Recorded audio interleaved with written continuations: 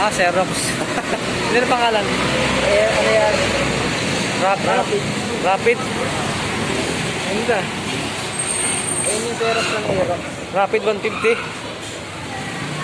Ayos, parang Aerox ano.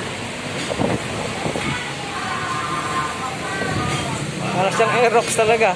Gayang-gaya. Ah, bas kukunin mo? Anong kunin mo?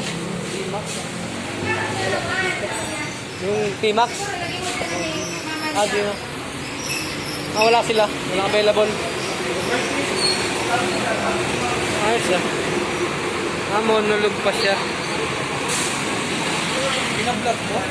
Oh. Rods compilation vlog. Rods compilation vlog. Kukunin ko yung isang classic.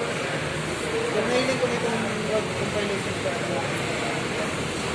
Ano ko na ito? Ano ko na? Kukunin ko yung isang classic. Papareserve ko ngayon.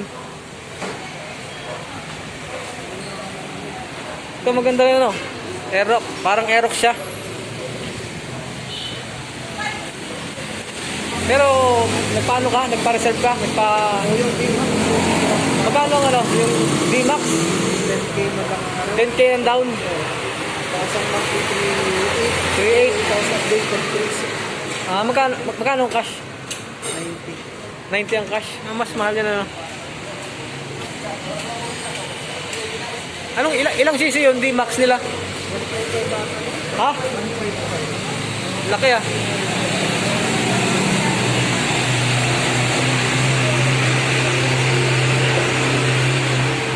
Yan. Ito yung mga nila, mga pang front. Ang kanilang mga magagandang classic at Sigma. Tapos mayroon doon parang click player. Ayun. Ano dulo yung player. Ito maganda rin eh. Paporma din Ganda yan pag pinalkan mo ng Parang wala namang FI. FI ba yan? Hindi siya FI. Wala pa namang FI yung Mercy. Ganda ng niya Ang ganda ng mags. Ganda yung mags niya. Pero mas type ko pa rin talaga to. Mas type ko tong classic. Copy racer yan eh. Ha? Long ride. Yan. Oo. Copy racer yan.